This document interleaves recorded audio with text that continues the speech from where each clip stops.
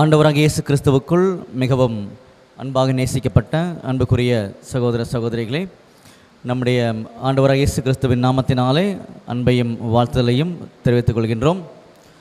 Okay, அன்புக்குரிய சகோதர சகோதரிகளே, ஸோ நீங்கள் நோட்டீஸ் பார்த்துருப்பீங்க இல்லையா? இந்த கூட்டத்துக்கு வரதுக்கு முன்னாடி நோட்டீஸில் என்ன பார்த்துருந்தீங்க? நோட்டீஸில் என்ன பார்த்துருந்தீங்க?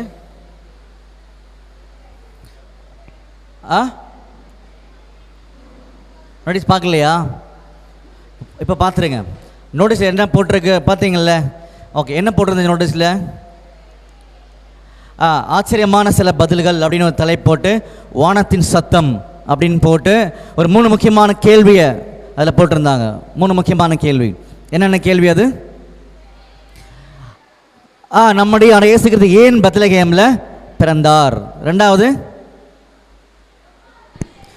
ஏன் 9ஆம் மணி நேரத்தில் சிலுவையில் அவர் அறையப்பட்டார் அப்படின்றது. அப்புறம் மூணாவது,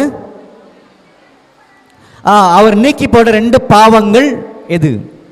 அவர் நீக்கி போட்ட அல்லது எடுத்து போட்ட 2 பாவங்கள் எது அப்படின்ற மாதிரி இந்த 3 முக்கியமான கேள்விகள் பார்த்தீங்கன்னா கேட்கப்பட்டதுன்னு சொல்லி பார்க்குறோம்.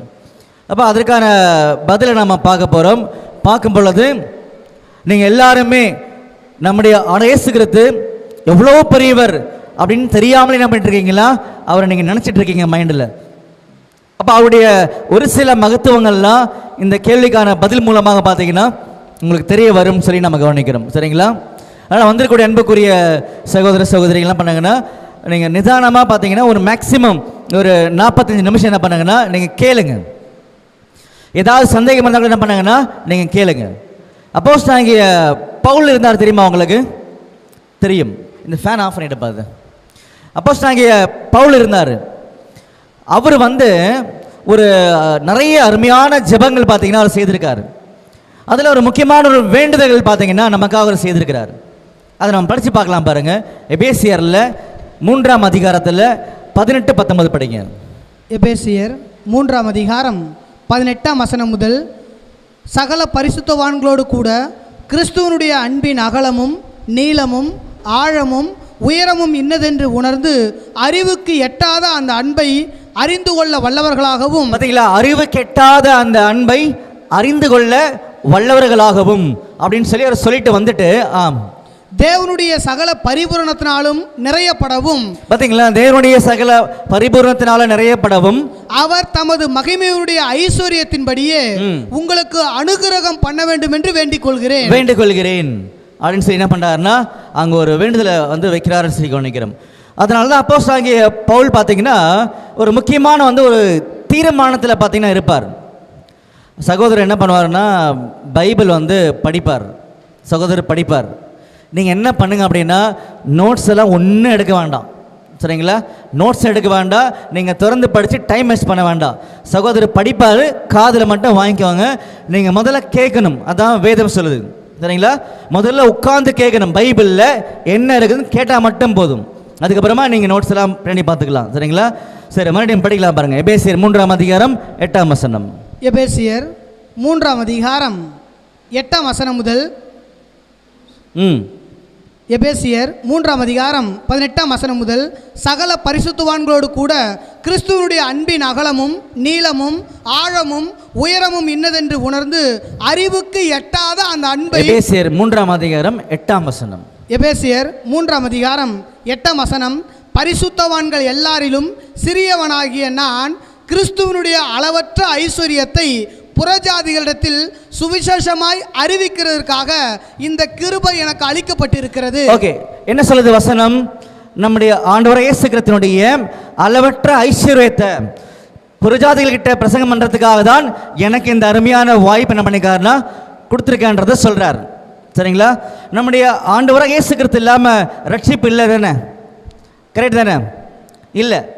அப்படின்னா நம்முடைய ஆண்டவர் இயேசு கிறிஸ்து மூலமாக தான் ரட்சிப்பு. அப்படின்னா நம்ம யாரை பற்றி தெரிஞ்சுக்கணும்? அப்படின்னா யாரை பற்றி தெரிஞ்சுக்கணும்? அவரை பற்றி தானே தெரிஞ்சுக்கணும். அவரை பற்றி நமக்கு என்ன தெரியும்? அவரை பற்றி நமக்கு என்ன தெரியும்? அவரை பற்றி நமக்கு என்ன தெரியும்? நம்முடைய பாவங்களுக்காக பாடுபட்டு மரிச்சாரு, அப்புறம் உயிர் தெழுந்தார், அவ்வளோதான் தெரியும் நமக்கு. வேற என்ன தெரியும் நமக்கு? ஆ ஆ தேவனுடைய குமாரன், வெரி குட். அப்புறம் வேற வேற என்ன தெரியும் உங்களுக்கு? சொல்லுங்க. புரியல. ஆ ஹோலி ஸ்பிரிட்டா? ஓகே. வேற உயிர் தெழுந்தவர். சரி, இப்போ உங்ககிட்ட ஒரு கேள்வி கேட்குறேன். நல்லா கவனிங்க. நம்முடைய ஆண்டவராகிய இயேசு கிறிஸ்துவுடைய அறிவு இருக்கு இல்லையா, ஞானம் இருக்கும்ல, அது எவ்வளவு இருக்கும்? எவ்வளோ இருக்கும்? அளவே இல்லைல்ல. கரெக்ட் தானே? மாற்ற மாட்டேங்க தானே? சரி, ஓகே. நம்முடைய அறிவு ஞானம் எவ்வளோ இருக்கு? அவருக்கு ஈக்குவலாக இருக்குமா? ஆகுமா? இன்னைக்காவது ஆகுமா? ஆகாது. கரெக்ட் தானே? நல்லா கவனிங்க. ஒரு கிறிஸ்தவன், ஒரு உண்மை கிறிஸ்தவன், அவனுடைய அறிவும் ஞானமும் நம்முடைய ஆண்டவராக இயேசு கிறிஸ்து அளவு இருக்கணுமா அப்படின்னு பைபிள் சொல்லுது. படிக்கலாமா? படிங்க. எபேசியர் 4ஆம் அதிகாரம் 11ஆம் வசனம். மேலும் நாம் அனைவரும் தேவனுடைய குமாரனை பற்றும் விசுவாசத்திலும் அறிவிலும் ஒருமைப்பட்டவர்களாகி கிறிஸ்துவனுடைய நிறைவான வளர்ச்சியின் அளவுக்கு தக்க, பாத்தீங்களா, கிறிஸ்துவனுடைய நிறைவான வளர்ச்சியின் அளவுக்கு தக்கதாக பூரண புருஷராக வரைக்கும். அப்போ யாருடைய அறிவுக்கு ஈக்குவலாக வளரணும்? அது என்னைக்கு நடக்கும்? அது எப்போ நடக்கும்? எப்போ நடக்கும்? அது காலங்காலமாக கிறிஸ்தவர்கள் வந்து ஆண்டவரை தெரியும் தெரியும் தெரியும் சொல்லியே காலங்கள் போயிடுச்சு. எந்த ஒரு கிறிஸ்தவரும் இயேசு கிறிஸ்துவை பற்றின பரிபூர்ணமான அறிவுக்குள்ள வளர்ந்த மாதிரியே இல்லை. கேட்டால் அவர் நம்ம பாவங்களுக்காக மரித்தார், செத்தார், உயிர் தெழுந்தார். இதுதான் 150 வருஷமா சொல்லிட்டு இருக்கிறாங்களே தவிர அவரை பற்றின மகா மேன்மைகள் இன்னைக்கு வரைக்கும் உலகத்துக்கு மறைக்கப்பட்டிருக்குது. மறைச்சது யாரு? பிசாசானவன். பரிசேயரா? மனுஷனா? எந்த மனுஷன் நான் அப்படி சொல்லுவேன். எந்த மனுஷன் முதல்ல அதை மறைச்சது யாருன்னு கண்டுபிடிக்கலாம் ஃபர்ஸ்ட். சரியா? கண்டுபிடிக்கலாமா? படிங்க. 2 கொரிந்தியர் 4:4 படிங்க.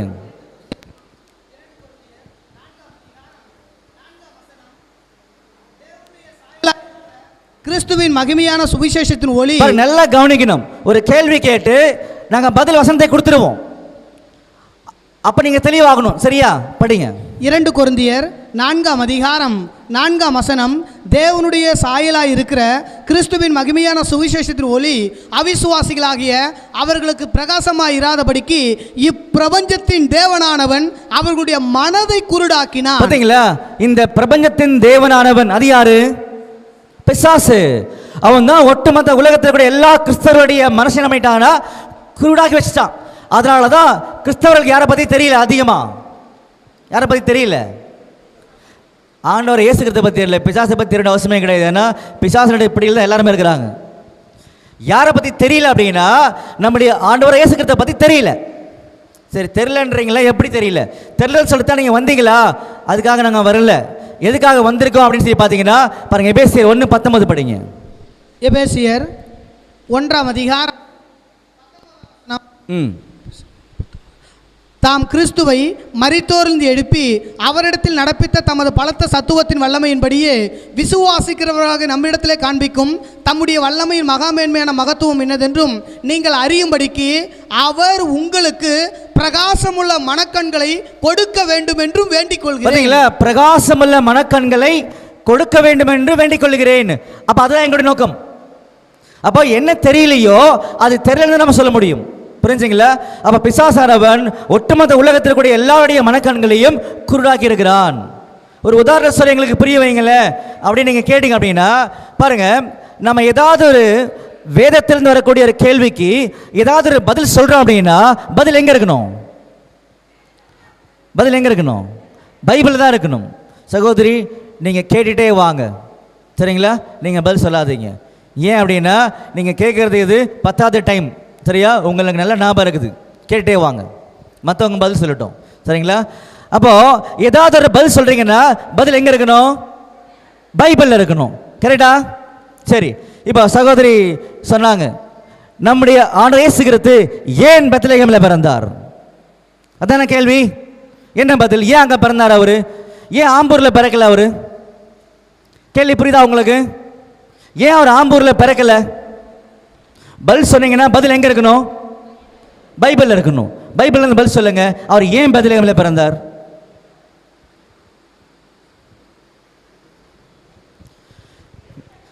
Very good. அதை நான் சொல்ல வந்தேன். நிறைய தீர்க்க தரிசனங்கள்லாம் நிறைவேறுதல் இருக்குது. Correct correct. இல்லை இல்லை, அது பதில் கிடையாது. நிறைய தீர்க்க தரிசனங்கள்லாம் சொல்லப்பட்டிருக்கு. நான் ஏன் என்ன கேட்குறேன்னா, தீர்க்க தரிசனங்கள் அவர் ஏன் பெத்லகேமில் பிறக்குன்னு சொல்லுது அப்படின்னு கேட்குறேன். புரியுதுங்களா? தீர்க்க தரிசனமானது அவர் ஏன் பெத்லகேமில் பிறக்கணும் அப்படின்னு சொல்லுது. உங்களில் வந்திருக்கக்கூடிய ஒரு 70-80 பேரில் பாதி பேர் நல்லா பைபிள் படித்தவங்க இருக்கிறீங்க, பாதி பேர் படிக்காமல் கூட இருக்கீங்க, பாதி பேர் ஏதோ ஆண்டவருடைய அந்த அன்பின் உணர்வு நிமித்தமாக வந்திருக்கீங்க. அதனால் மறுபடியும் வாழ்க்கையை தொலைச்சிடாதீங்க. தயவு செய்து நீங்கள் வேதம் படிங்க, சரிங்களா? அதனால் இந்த மாதிரி ஒரு ப்ரெசன்டேஷன் நாங்கள் பண்ணக்கூடிய நிலைமைக்குள்ளாக வந்திருக்கோம். ஏன்னா சத்தியத்தையும் அறிவீர்கள், சத்தியம் மட்டும்தான் விடுதலையாகும். நீங்கள் வீட்டில் உட்காந்துட்டு ஆண்டவரே ஆண்டவரே ஆண்டவரேனா ஒன்றும் நடக்காது. இது வரைக்கும் தான் நடந்துச்சா? ஒன்றும் நடக்கல. இது இனிமேல் நடக்காது. புரிஞ்சுங்களா? அப்போ சத்தியம் தெரிஞ்சுக்கோங்க, அது உங்க வாழ்க்கையை பெரிய லெவல்ல உயர்த்தும். படிக்கலாமா? தெரிஞ்சுக்கலாமா? பாருங்க, நீதிமொழிகள் 4ஆம் அதிகாரம் 5ஆம் வசனம் படிங்க. நீதிமொழிகள் 4ஆம் அதிகாரம் 5ஆம் வசனம் முதல், ஞானத்தை சம்பாதி, புத்தியையும் சம்பாதி, என் வாயின் வார்த்தைகளை மறவாமலும் விட்டு விலகாமலும் இரு, அதை விடாதே, அது உன்னை தற்காக்கும், அதன் மேல் பிரியமாயிரு, அது உன்னை காத்துக்கொள்ளும். ஞானமே முக்கியம், ஞானத்தை சம்பாதி, எண்ணத்தை சம்பாதித்தாலும் புத்தியை சம்பாதித்துக்கொள், நீ அதை மேன்மைப்படுத்து, நீ அதை மேன்மைப்படுத்து, அது உன்னை மேன்மைப்படுத்தும், அது உன்னை மேன்மைப்படுத்தும். பாத்தீங்களா? அப்போ சத்தியத்தை நிறைய சம்பாதிங்க, சரிங்களா? அது உங்களை மேன்மைப்படுத்தும். இன்னைக்கு உலகத்தில் கூட எல்லா ஜனங்களும் சத்தியத்தை தவிர எல்லாத்தையும் சம்பாதிக்கிறாங்களா இல்லையா? சம்பாதிக்கிறாங்க இல்லையா? சம்பாதிக்கிறாங்கல்ல. என்னென்ன சம்பாதிக்கிறாங்க? நிறைய பொன் பொருள் சம்பாதிக்கிறாங்களா? தங்கம் வெள்ளியில் சம்பாதிக்கிறாங்களா? ஆமாவா இல்லையா? அது என்ன ஆக போகுது? படிக்கலாமா? பாருங்க, எசேக்கியேல் 7ஆம் அதிகாரம் 19ஆம் வசனம், தங்கள் வெள்ளியை தெருக்களில் எரிந்து விடுவார்கள். பாத்தீங்களா? தங்களுடைய வெள்ளியை கொண்டு போய் தெருக்களில் எரிந்து விடுவார்கள். அவர்களுடைய பொன் வேண்டா வெறுப்பாய் இருக்கும். இப்படிலாம் பைபிள் சொல்லுது. பைபிள் என்ன சொல்லுதுன்றதை தயவு செய்து புரிஞ்சுக்கோங்க. ஆண்டவர் சொன்ன வார்த்தை அது நிறைவேறுமா நிறைவேறாதா? நிச்சயமா நிறைவேறும், சரிங்களா? இப்படி ஆண்டவர் சொன்னதுனால தான், அநேகர் கேட்காதனால தான் இந்த தீர்க்கதரிசனமானது இப்போ நம்ம படித்த எசேக்கியேல் 7ஆம் அதிகாரத்தில் 19ஆம் வசனத்தில் படித்த தீர்க்க தரிசனமானது முதல் தடவையாக ஒரு இடத்துல நிறைவேறிச்சு. அது 2வது தடவையாக இன்னொரு இடத்துலையும் நிறைவேறிச்சு. 3வது தடவையாக இன்னொரு இடத்துலையும் அந்த உண்மையானது நிறைவேற போகுது. முதல் தடவை எங்கே நிறைவேறிச்சு சொன்ன காரியங்கள் அப்படி சொல்லி பார்த்தீங்கன்னா, இஸ்ரேல் ஜனங்கள் இருந்தாங்க இல்லையா, ஒரு குரூப்பு தெரியும்ல? இஸ்ரேல் ஜனங்கள் ஒரு குரூப் இருந்தாங்கல்ல, அவங்கள முதல்ல ஒரு பெரிய ராஜா வந்து சிறைபிடிச்சு போனார், தெரியுமா? இதெல்லாம் தான் பைபிளுடைய ஒரு 4 அறிவு. அதெல்லாம் இருந்தால் தான் அதெல்லாம் உங்களுக்கு புரியும், இல்லைன்னா புரியாது, சரிங்களா? நீங்கள் ஏதோ ஒரு பெரிய ஆசீர்வாத கூட்டம் சொல்லி வந்தீங்கன்னா பிரயோஜனமே கிடையாது. ஆசீர்வாத கூட்டமே பிரயோஜனம் கிடையாது. நீங்கள் அதுக்காக வந்தீங்கனாலும் பிரயோஜனம் கிடையாது. அப்போது எது மட்டும்தான் ஆசீர்வாதம்? எது? சத்தியம். அதானே சொன்னீங்க? Very good. சத்தியம் மட்டும்தான் ஆசீர்வாதம். அதை கன்ஃபார்ம் பண்ணலாமா? பைபிள் உறுதிப்படுத்தலாமா? சத்தியம் மட்டும்தான் ஆசீர்வாதம் சொல்லி பாருங்க. யாக்கோபு 2:5 படிங்க. யாக்கோபு 2ஆம் அதிகாரம் 5ஆம் வசனம், என் பிரியமான சகோதரரே கேளுங்கள், தேவன் இவ்வுலகத்தின் தரித்திரரை விசுவாசத்தில் ஐஸ்வர்யவான்களாகவும். பார்த்தீங்களா? விசுவாசத்தெல்லாம் நம்ம எப்படி இருக்கணும்? ஐஸ்வர்யவான்களாக இருக்கணும். ஒரு எதிலுமே கிடையாது. விசுவாசத்தில் மட்டும்தான் நாம் ஐஸ்வர்யவான்களாக இருக்கணும், வேறு எதிலுமே கிடையாது. ஏன்னா உங்கள் விசுவாசமே உலகத்தை ஜெயிக்கிற ஜெயம். ஒட்டுமொத்த உலகத்தையே ஜெயிச்சிடலாம் நாம எதை வச்சிருந்தா. அந்த விசுவாசம் எங்க இருக்கணும்? இங்க இருக்கணும், பைபிள்ல இருக்கணும். பைபிள் நமக்கு நம்பிக்கை கொடுக்கணும், நம்ம விசுவாசத்தை காமிக்கணும். புரிஞ்சுங்களா? இப்போ நம்முடைய ஆண்டவர் இயேசு கிறிஸ்து நம்முடைய இதயத்தில் இருக்காரா இல்லையா? இருக்காரா இல்லையா? இருக்கார். எப்படி இருக்கார்? எப்படி இருக்காரு? எங்க இருக்கிறாரு? இருக்கிறார் தானே பிரதர்? எங்க இருக்கிறாரு? எப்படி இருக்கிறாரு? வார்த்தையால் இருக்கார். Very good. பயங்கரமான நாலு அறிவு வச்சிருக்கீங்க நீங்க. நம்முடைய அடையசுகிறது ஒவ்வொருத்தருடைய இருதயத்துக்குள்ள எப்படி மட்டும்தான் இருப்பார் அப்படின்னு பார்க்கலாமா? படிங்க. எபேசியர் 3:17 விசுவாசத்தினாலே கிறிஸ்து உங்கள் இருதயங்களில் வாசமாய் இருக்கவும். பாத்தீங்களா? விசுவாசத்தால மட்டும்தான் கிறிஸ்து இருதயத்தில் இருப்பாரே தவிர இல்லைனா இல்லைனா இல்லை. அப்ப நம்ம சம்பாதிக்க வேண்டியது எது? விசுவாசம் மட்டும்தான். விசுவாசம் இருந்தால் உலகத்தையே ஜெயிச்சிடலாம். விசுவாசம் இருந்தால் நம்ம கூட நம்முடைய ஆண்டவர் இயேசு கிறிஸ்து இருப்பார். விசுவாசத்தால மட்டும்தான் ஒரு கிறிஸ்தவன் உயிரே வாழ முடியும். படிக்கலாமா? ரோமர் 1:17 படிங்க. ரோமர் 1:17 விசுவாசத்தினாலே நீதிமான் பிழைப்பான் என்று எழுதியிருக்கிறபடி. பாத்தீங்களா? விசுவாசத்தினால நீதிமான். அப்ப நாங்க என்ன சொல்ல வந்தோம்னு உங்களுக்கு தெரியுதா? வேதம் படிங்க, பைபிள் படிங்க. அதான் நாங்கள் சொல்ல வந்தோம். ஏன்னா பைபிளில் தான் யாரை பற்றி இருக்குது? நம்முடைய ஆண்டவராக இயேசு கிறிஸ்துவை பற்றி இருக்குது. நாம் அவரை பற்றி தான் நிறைய தெரிஞ்சுக்கணும். ஏன் தெரிஞ்சுக்கணும்? நாம் அவரை பற்றி தான் தெரிஞ்சுக்கணும், நிறைய தெரிஞ்சுக்கணும். ஏன் தெரிஞ்சுக்கணும்? முன்னாடி நீங்கள் வயசில் மூத்தவங்க அருமையான பதிலாக சொல்லிட்டு இருக்கீங்க. அப்படியே சொல்லுங்க. எதனால நாம நம்முடைய ஆண்டவர் இயேசு கிறிஸ்துவை பற்றி தெரிஞ்சுக்கணும்? சொல்லுமா இளைய சகோதரி, சொன்னீங்க. சொல்லுமா. அங்கே போகிறதுக்கா? மனம் திரும்பதுக்கா? இது ரெண்டுமே இல்லை. வேற சொல்லுங்க.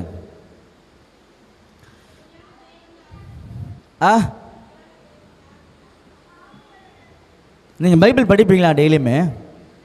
நல்லா பதில் சொல்கிறீங்க நிறைய. அந்த பதில் இல்லை, வேற பதில் கண்டுபிடிக்கலாம். அதுக்காகவா? ஓகே. வேற இந்த பக்கம்லாம் பதிலே இல்லையா? நீங்கள் சொல்லுங்கள் பிரதர். உங்கள் பேர் என்ன பிரதர்? சுரேஷ் பிரதர். உங்கள் பேர்? ஆகாஷா? ஆகாஷ் இங்கே தானே நான் தம்பி. ஆகாஷ் எங்கப்பா? இப்போ மைக் கூத்தாரில் அவர் தான் ஆகாஷ். ஆகாஷ் பிரதர் சொல்லுங்க. ஏன் நாம் நம்முடைய ஆண்டவராக இயேசு கிறிஸ்துவை பற்றி தெரிந்து கொள்ள வேண்டும்? நித்திய ஜீவனை பெற்றுக்கொள்ள. Very good, very good. தைரியமான பதில். வேற? தேவன் ஒருத்தர் தான், நானும் அதான் சொல்றேன். அது இல்லை பதில். ஏன் இயேசுவை போல் வாழ. வேற? வெளிப்படுறதுக்காகவா? சரி, இப்போ நான் பதில் கண்டுபிடிக்கலாமா? நான் பதில பைபிள்லேருந்து காமிக்க போகிறேன். உங்களுக்கு ஏதாவது மாற்று கருத்து இருந்தால் நீங்கள் சொல்லலாம். மாற்று கருத்து இல்லைன்னா நீங்கள் என்ன பண்ணுங்க? ஏற்றுக்கொள்ளுங்கள். கரெக்டா? கேள்வி என்ன? நான் ஏன் ஆண்டவராக இயேசு கிறிஸ்துவை பற்றி தெரிந்து கொள்ள வேண்டும்? அதான் கேள்வி. சரிங்களா? அப்போ உலகத்தில் கூட அநேக ஜனங்களுக்கு இந்த பதில் புரியாமல் இருக்குது. நிறைய காலங்களில் இருந்துச்சு. உங்களுக்கு இப்போ புரிஞ்சிடும். நல்லா கவனிங்க. அந்த பதில் கண்டுபிடிக்கிறதுக்கு முன்னாடி இன்னொரு கேள்வி தேவைப்படுது. இன்னொரு கேள்வியும் பதிலும் தேவைப்படுது. அந்த பதில் கண்டுபிடிக்கிறதுக்கு முன்னாடி இன்னொரு கேள்வியும் பதிலும் தேவைப்படுது. கேட்கட்டுமா? ஓகே. ஒவ்வொருத்தருமே நான் சொல்கிற கேள்வியை நீங்களே கேட்டுக்கோங்க. சரிங்களா? நான் சொல்கிற கேள்வியை நீங்களே கேட்டுக்கோங்க. நான் ஏன் பிறந்திருக்கிறேன்? புரிஞ்சா? கேளுங்க. உங்களுக்கு கேட்டுக்கோங்க. இப்போ பதில் சொல்லுங்க. ஏன் பிறந்திருக்கீங்க? அது தெரிஞ்சா நான் மீட்டிங்கே வந்திருக்க மாட்டேன்னு. நான் ஏன் பிறந்தேன்னு தெரிஞ்சா அதுதானே பிரச்சனையா லைஃப்பில். இதுக்கப்புறம் வந்தால் விழுந்துருவேன். சொல்லுங்க. அவர் போய் தெரிஞ்சுக்கவா? ஓகே. அப்புறம் வெரி குட். அவர் நம்மளை பற்றி ஒரு பிளான் வச்சிருக்கார். அப்புறம் வேற? மீட்டிங் வந்துட்டீங்கல்ல, ஆண்டவருடைய ஒரு பெரிய அழைப்பு கிருபை இல்லாமல் இந்த மீட்டிங் உங்களால் வரவே முடியாது. வந்துட்டீங்கல்ல, அது அவருடைய கிருபை. அதனால் வந்தவங்க எல்லாமே இன்றைக்கி ஆஸ்வதிக்கப்பட்டவங்க தான், கவலையப்படாதீங்க. ஆனால் உண்மையை கேட்டுட்டு வீட்டுக்கு போங்க, கேட்காம போயிடாதீங்க யாருமே. சரிங்களா? ஏன் பிறந்திருக்கீங்க நீங்கள்? முடிஞ்சு அவ்வளோதான். ஒரு டைம் தான் பதில், உங்களுக்கு 3 பதிலுமே தப்பு.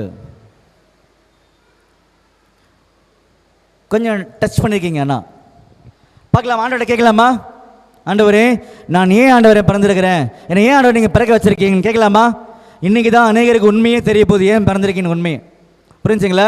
2 வசனங்கள் கிளியராக படிக்கலாம். சரியா?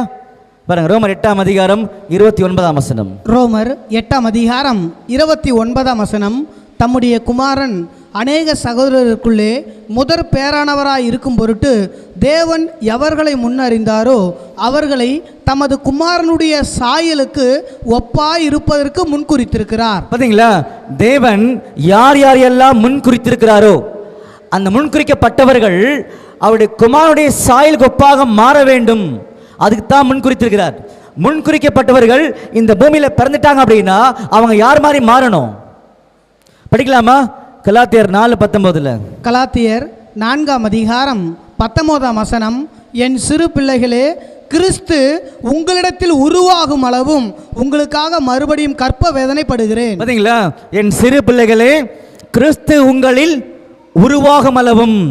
அப்போ முன்குறிக்கப்பட்ட நாம் இந்த பூமியில் பிறந்திருக்கோம் அப்படின்னா நமக்குள்ள யார் உருவாகணும்? கிறிஸ்து உருவாகணும். அவன் நான் ஏன் பிறந்திருக்கிறேன்? கிறிஸ்துவாக மாறுவதற்கு பிறந்திருக்கிறேன். வேறு எதுக்காகவும் யாரும் பிறக்கவே இல்லை. அது நல்லா புரிஞ்சுக்கோங்க. ஏன் பிறந்திருக்கீங்க நீங்களும் நானும் அப்படின்னா, நான் கிறிஸ்துவாக மாறுவதற்காக தான் நான் பிறக்க வைக்கப்பட்டிருக்கிறேன். அந்த அருமையான வாய்ப்பு எனக்கு கிடைச்சிருக்குது. இது எல்லாருக்குமே சரிசமமான வாய்ப்பு. இதுதான் கிறிஸ்தவம். கிறிஸ்தவத்துக்குள்ள எந்த ஒரு ஏற்றத்தாழ்வுகளுமே எதுவுமே கிடையாது. ஒரே ஒரு அழைப்பு, நம்ம எல்லாருமே நம்முடைய ஆண்டவராகிய இயேசு கிறிஸ்துவை போல மாற வேண்டும். அதற்காக தான் பிறந்திருக்கோம். கரெக்டா? கரெக்டா? கரெக்டா? கரெக்டு. இது வரைக்கும் நமக்கு தெரியுமா? அது இவ்வளோ தெளிவாக தெரியுமா? தெரியாது. இன்றைக்கு தான் உங்களுடைய பிறப்பின் ரகசியமே தெரிஞ்சிருக்குது. அப்போ நாம் நம்முடைய இயேசு கிறிஸ்து மாதிரி மாறணும் அப்படின்னா நமக்கு யாரை பற்றி தெரியணும்? அதுக்கு தான் பைபிள் படிக்கணும், அதுக்கு தான் நம்ம தெரிஞ்சுக்கணும். புரிஞ்சுங்களா? நம்ம ஏன் நம்முடைய இயேசு கிறிஸ்துவை பற்றி தெரிஞ்சுக்கணும் ஒரு கேள்வி கேட்டாங்க இல்லையா?